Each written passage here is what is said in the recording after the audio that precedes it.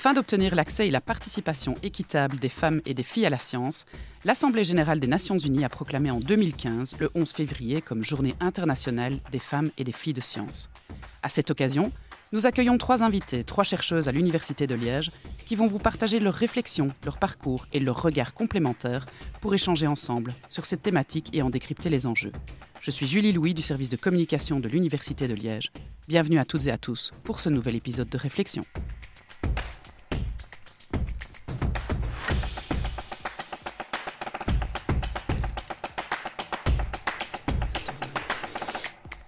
Pour cette seconde partie, nous allons aborder la question des femmes et de l'évolution de leur statut dans des carrières scientifiques.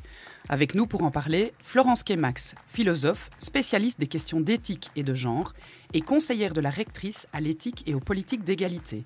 Angélique Léonard, ingénieure chimiste, active au sein du comité Femmes et Sciences et membre du FERU Liège, le réseau des chercheurs et enseignants qui s'intéressent aux études de genre. Et Farah Sheikh, sociologue, membre du conseil Genre et Égalité, qui s'intéresse à la sociologie des organisations, à l'étude des politiques actives, de genre et d'inclusion dans les milieux d'éducation. Mais avant d'aborder la question, je vous propose d'écouter Alice Lacroix, qui nous dresse un état des lieux de la place des femmes à l'Université de Liège. Alors, au final, de qui parle-t-on quand on emploie le terme « femmes et filles de sciences » à l'Université de Liège ? Vous le sentez venir, c'est le moment où on va parler chiffres, alors accrochez-vous. Sachez déjà que l'ULiège, c'est plus ou moins 28 000 étudiants et 5 600 membres du personnel. Sur ces 5 600 personnes, 3 066 mènent une activité de recherche. Jusque-là, c'est facile. Maintenant, on va s'intéresser à la place des femmes dans ces catégories. Et c'est ici qu'on ressort les dernières conclusions tirées dans le cadre de la campagne Respect. Et ces chiffres clés, eh bien, ils nous crient parité dans la recherche et disparité dans l'académique. Autrement dit, pour la répartition entre hommes et femmes chez les doctorants, c'est du 50-50. Mais à l'étape suivante, quand il s'agit de plonger dans une carrière académique, les chemins se séparent à hauteur de 70% d'hommes et 30% de femmes uniquement dans ce domaine. Mais est-ce que ça veut dire que les femmes scientifiques de l'ULiège restent forcément dans la recherche ? Alors oui, mais pas toujours. Avec les évolutions de carrière, la population de chercheuses perd quand même quelques plumes. Par exemple, du doctorat au postdoc, on compte 5% de femmes en moins. Et du postdoc à l'étape de chercheuse confirmée, c'est 14% en moins. Alors maintenant qu'on sait qu'il y a plus de chercheuses que d'académiciennes et de moins en moins de femmes scientifiques au fil de l'évolution de carrière, la question qui se pose est: quel est le profil des femmes de sciences à l'Université de Liège ? Et voici venu le moment de leur dresser un portrait. Premièrement, la scientifique liégeoise a beaucoup de chances d'être âgée de moins de 35 ans. 63% de chances très précisément. Elle est moins représentée dans le domaine des sciences et techniques que dans le domaine des sciences de la santé. Et là où elle est carrément majoritaire, c'est du côté des sciences humaines et sociales, où les chercheuses représentent 70% du personnel scientifique. Le trimestriel de l'ULiège, le 15e jour, a récemment mené sa petite enquête statistique au sein de nos 43 unités de recherche, histoire de décortiquer encore plus ces données sur les secteurs qui sont investis par les femmes. Verdict: who runs de Giga? Girls. Et who runs de Farah? Girls aussi. Et oui, les unités de recherche en sciences biomédicales et en sciences animales sont principalement composées de femmes, tout comme HEC Recherche. En revanche, on ne peut vraiment pas en dire autant pour le Sésame, donc les sciences physiques et chimiques, ni pour l'ingénierie environnementale ou les sciences informatiques. Mais surtout, on ne peut pas en dire autant pour le domaine du spatial, de l'astronomie et de l'aérospatiale. Bref, même s'il reste des éternels bastions scientifiques détenus par les femmes et d'autres par les hommes, on ne peut pas nier que du chemin a été parcouru par rapport au passé en matière de parité. Et si vous voulez, on peut déjà se proposer de refaire le point dans 20-30 ans. Qui sait, peut-être que le Montefiore formera plus d'informaticiennes que d'informaticiens. Merci Alice. Florence Quémax, vous êtes conseillère à la rectrice dans les matières de genre et égalité. Qu'est-ce que ces chiffres évoquent pour vous ? Je crois que ça doit nous amener à penser que les dynamiques que l'on observe dans la société et les répartitions ou le feuilletage social, finalement, se reflètent à l'université, mais cela pas de la même manière aux différents niveaux des carrières. Et ce qui est très frappant, et c'est là où c'est extrêmement parlant, c'est que nous savons qu'il y a, on va dire une meilleure réussite des femmes au niveau du master. Il y a plus de femmes qui sont diplômées à l'université. Et puis que plus on avance, c'est-à-dire que plus on a affaire à des postes importants qui représentent du pouvoir, du prestige, de la notoriété, etc., moins les femmes sont présentes. Et ça, c'est une très bonne illustration en miniature, au fond, de ce qui est encore le cas dans la société en général, où évidemment, on sait qu'aujourd'hui encore, et en dépit de tous les efforts qui ont été faits, et de tous les combats des femmes, les hommes continuent de capitaliser majoritairement les places les plus importantes, les plus en vue, celles où il y a du pouvoir, et aussi celles de l'argent. On voit en fait depuis, ça fait une petite vingtaine d'années en fait, que se créent des organismes au sein des institutions pour justement parler de genre et d'égalité. Angélique Léonard, vous avez été présidente du comité Femmes et Sciences. Qu'est-ce qui a motivé la création d'organismes tels que ceux-là ? Alors, je pense qu'il y a toujours eu des pionnières, c'est-à-dire des collègues qui très tôt se sont souciés de ces soucis d'inégalité en termes de place des femmes dans la recherche et dans l'enseignement. Et donc, même si le comité Femmes et Sciences a été institué par un décret en 2016 de manière tout à fait officielle, ça faisait déjà plus de 20 ans que ce comité était actif, et notamment avec des actrices au niveau ULiège qui étaient vraiment moteurs. Mais c'est vrai que je pense que les politiques se sont vraiment pris en main de cette question parce qu'ils se sont rendus compte qu'à un moment donné, il fallait réellement faire bouger les choses de l'intérieur. Et donc, via ce comité qui s'est mis en place, l'idée, c'était vraiment de rassembler déjà les acteurs de toutes les institutions de recherche et d'enseignement Fédération Wallonie-Bruxelles, c'est-à-dire qu'il y a des membres de chaque université, mais également du FNRS qui sont présents au sein de ce comité, ainsi que les personnes qu'on appelle les personnes de contact genre. Et l'idée, vraiment, c'était de mettre en commun les bonnes pratiques, de mutualiser ces bonnes pratiques, mais également d'énoncer de nouveaux conseils et faire en sorte d'essayer de mettre en place des politiques de genre, même si ça prend du temps, au niveau des institutions, pour essayer justement de rétablir cet équilibre et de faire en sorte qu'il y ait plus de femmes dans les carrières scientifiques. Et finalement, l'étude du genre est assez récent aussi, Farah Sheikh. Est-ce que cette étude de genre dans les universités a découlé de la création de ce type d'entités comme des comités Femmes et Sciences? Depuis quand on étudie l'égalité des genres dans les universités?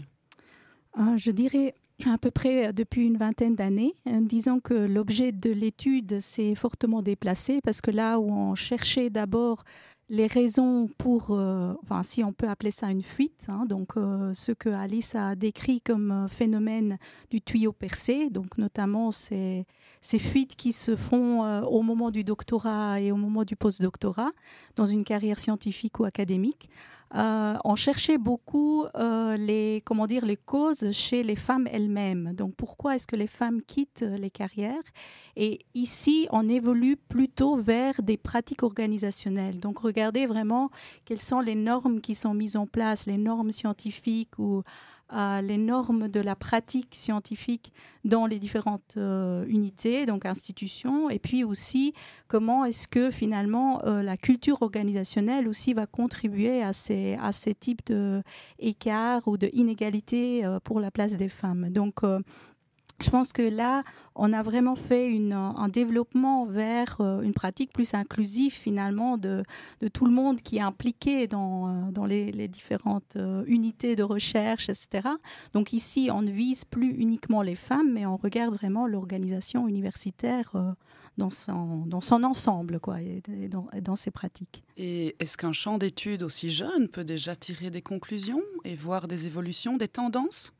Oui, notamment, il y a eu beaucoup de recherches qui ont été débutées en France par Christine Musselin, notamment sur les organisations universitaires, et puis après qui ont été poursuivies par beaucoup de différentes études dans d'autres universités aussi.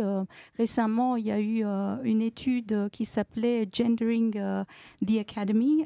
C'était une étude européenne qui a regardé 6 universités européennes, entre autres une université belge.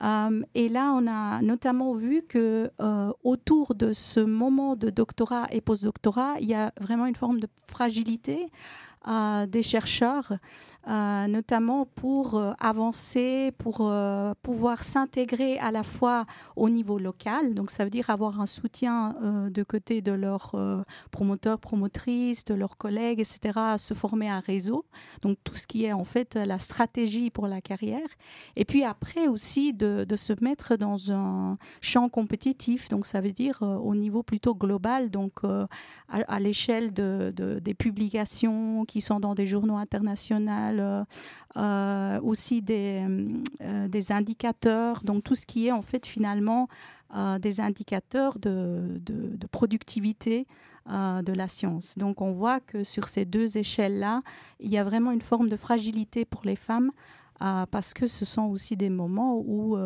notamment elles vont peut-être aussi fonder une famille ou un souhait aussi développer d'autres parties de leur vie. Donc il y a aussi une forme d'exclusivité que la science revendique et que finalement, ce qu'on a vu dans les études, c'est que les hommes chercheurs souffrent autant, mais on ne les questionne pas sur ces domaines-là. Tandis qu'on va plutôt poser les questions aux femmes par rapport à la conciliation vie privée, vie famille. Florence Kemax, vous êtes conseillère de la rectrice. Nous avons une rectrice à l'Université de Liège, une femme. Vous intéressez aux questions d'éthique et de politique d'égalité. Et donc, c'est un nouveau statut qui a été créé comme conseil auprès de la rectrice. Quelles sont les matières, quels sont les sujets, les défis dans lesquels vous vous engagez pour les 3 prochaines années? Bon, alors ce qu'il faut dire, c'est que le Conseil genre et égalité qui a été institué par le CA en octobre 2022, la première chose qu'il faut quand même dire, c'est qu'il est lui-même, il a pris la suite au fond d'un groupe de travail qui s'était rassemblé pour rédiger, pour commencer à tracer les grandes lignes d'un plan d'action en matière d'égalité de genre pour l'université. Et donc, la rectrice a souhaité donner une existence tout à fait officielle et visible à ce groupe de travail qui avait déjà abattu un travail très, très important. Alors, sur quoi porte ce travail ? Eh bien, l'idée, c'est que il n'est pas seulement nécessaire d'encourager les femmes ou de mettre en place des processus pour leur donner davantage confiance, pour perdurer dans l'université. On a compris que ce sont des questions organisationnelles, comme Farah Shaikh vient de le dire. Et par conséquent, ce qu'il faut travailler au quotidien, ce sont les aspects organisationnels. Il y a, par exemple, les éléments de conciliation, de vie privée et de travail. Farah Shaikh a dit la science est un métier exclusif. C'est-à-dire qu'effectivement, ceux qui sont très engagés dans leur carrière scientifique ont tendance à en faire le centre de leur vie et à placer le reste de leur vie un peu à la périphérie. Et quand arrivent les forces de la périphérie, les enfants, le couple, s'occuper de personnes malades ou d'autres choses tout aussi importantes, eh bien la conciliation commence à devenir difficile. Pourquoi ? Parce que les rythmes de l'université ne sont pas du tout ceux du travail traditionnel très organisé qui se termine à 5 heures du soir. On ne sait jamais quand on aura terminé son article. On a certainement des manipulations à faire en laboratoire qui prennent du temps. Donc les réunions sont refoulées à 7 heures du soir parfois ou à 6h30, qui n'est pas du tout la bonne heure quand on doit donner le bain à ses enfants, par exemple. Donc il faut travailler sur les aspects fins de l'organisation et de la place du travail scientifique dans la vie d'un chercheur ou d'une chercheuse. Ça, c'est très important. Alors, il y a un autre point qui nous préoccupe beaucoup, c'est comment aussi travailler à transformer les relations sociales dans l'université. Parce qu'il y a les aspects organisationnels, mais les aspects organisationnels retentissent en fait sur les relations interpersonnelles au quotidien. La façon dont une équipe va fonctionner, la façon dont un groupe de recherche organise son propre travail. Et ça compte beaucoup aussi parce que les inégalités, au fond, ce qu'elles ont en leur cœur, c'est aussi quelque chose comme un rapport de pouvoir, un rapport ou une différentielle de pouvoir. Et ça peut s'exprimer dans des choses toutes petites, invisibles, parfois difficiles à analyser, qui, dans les termes de la loi, s'appellent de la discrimination, du harcèlement et des choses de ce genre. Et ces éléments-là doivent aussi être adressés nous avons besoin, quelque part, de faire progresser notre culture, qui est encore faite de discrimination, d'inégalité, et on pourrait dire de sentiments ou de perceptions d'illégitimité par certaines femmes dans les milieux où elles se trouvent. Et ça suppose de changer les organisations, on va dire, en profondeur dans la culture du quotidien. Comment on se parle, comment on organise les hiérarchies, puisqu'il y a des hiérarchies, mais jusqu'où sont-elles légitimes et quand les frontières sont-elles franchies, etc. Voilà. C'est aussi un des points sur lequel on voudrait travailler de manière efficace. Alors on parle d'évolution notamment au niveau de la recherche et au niveau des financements de la recherche. Le Conseil européen de la recherche et la Commission européenne ont intégré un Gender Equality Plan dans leur projet de recherche. Angélique Léonard, vous êtes ingénieure chimiste, vous êtes une femme dans un monde d'hommes. Est-ce que vous pensez que cet apport de demander d'avoir une certaine égalité au niveau des projets de recherche, c'est une bonne chose ou ça risque de créer un biais ? Alors non, je pense pas. Et ce qui est très intéressant au niveau européen, c'est que finalement, ça favorise aussi au niveau de ce qu'on appelle le reporting, d'avoir des chiffres et des statistiques, parce qu'on a tendance à dire qu'une situation n'existe pas tant qu'elle n'a pas été objectivée par des chiffres. Et c'est aussi quelque chose que j'ai appris de mon mandat au Comité Femmes et Sciences. C'est vraiment l'importance, et on le fait à l'université, de collecter ces chiffres justement sur la répartition genrée en fonction des filières et les évolutions, etc. Il faut savoir qu'au niveau de l'européen, il faut savoir qu'au niveau de l'Union européenne, c'est vrai qu'il y a cette demande pour des financements de disposer d'un Gender Equality Plan, mais au niveau des indicateurs en fin de projet, ce qu'on demande également, c'est le nombre de chercheuses et chercheurs qui ont été engagés sur les projets. Et ça permet également de montrer cette évolution, on va dire, de répartition genrée au niveau des acteurs de la recherche au niveau européen. Et ça percole, parce qu'il y a également au niveau maintenant wallon où ces chiffres sont demandés, etc. Et donc, ça amène aussi une prise de conscience au niveau des responsables de projet pour essayer d'équilibrer les équipes. Alors, je ne dis pas que c'est un remède miracle, mais en tout cas, ça va vraiment dans ce sens de cette prise de conscience et de faire en sorte que, au niveau de toutes les institutions, ce soit quelque chose qui soit réellement pris en compte. Et au niveau de du financement de la recherche, c'est vraiment quelque chose d'important.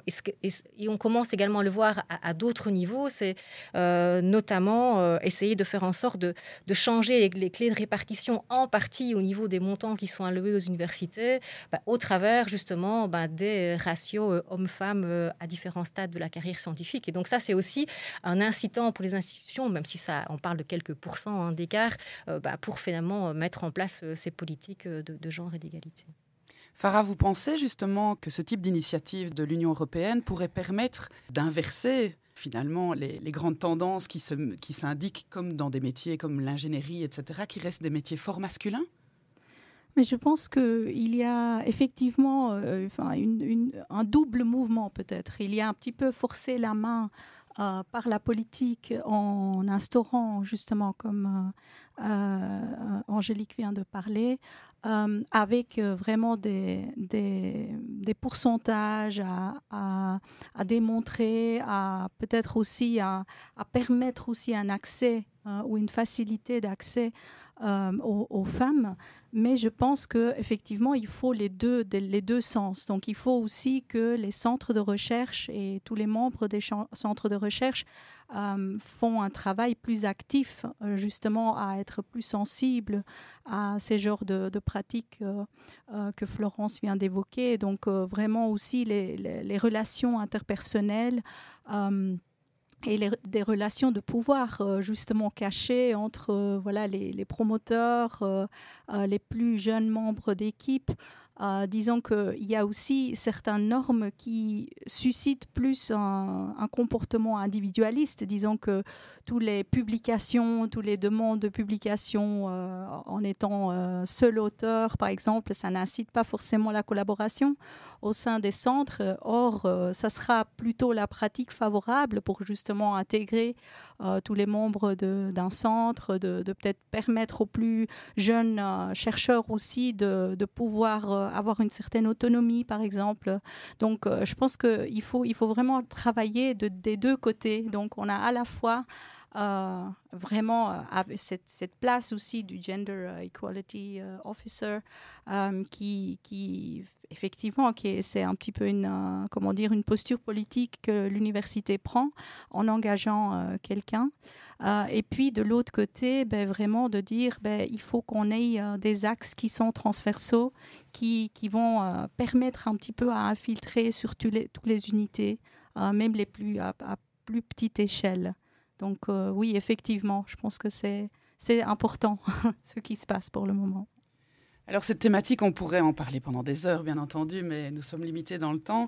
Je vais peut-être juste demander à Florence Kemax de nous dire pourquoi on a dû créer cette journée internationale des femmes et filles de sciences. Pourquoi est-ce qu'une journée comme ça doit être créée et pourquoi est-ce qu'elle doit encore exister ?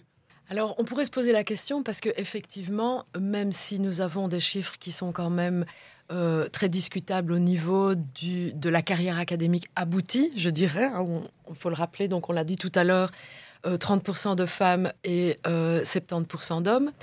On observe aussi qu'il y a une dynamique qui va dans le bon sens.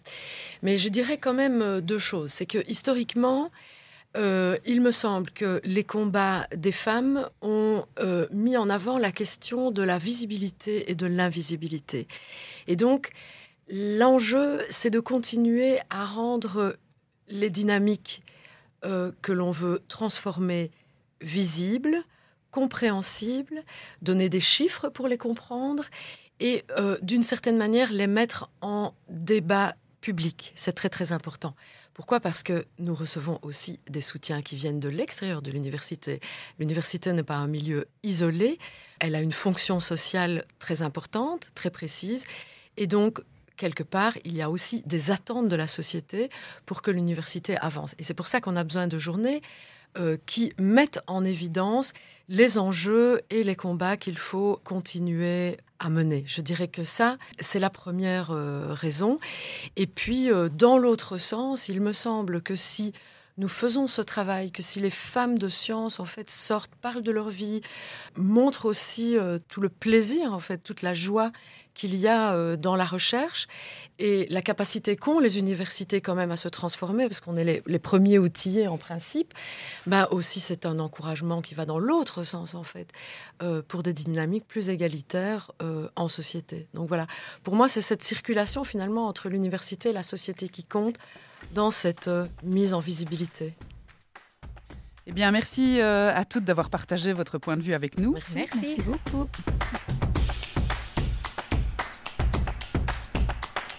Vous écoutiez un épisode du podcast Réflexion, une série proposée par le service de communication de l'Université de Liège. Retrouvez l'ensemble des podcasts de l'Université de Liège sur le site podcast.uliege.be ainsi que sur toutes les plateformes habituelles. À bientôt! Vous avez une remarque ou une suggestion ? N'hésitez pas à nous contacter en envoyant un email à l'adresse diffusion@uliege.be.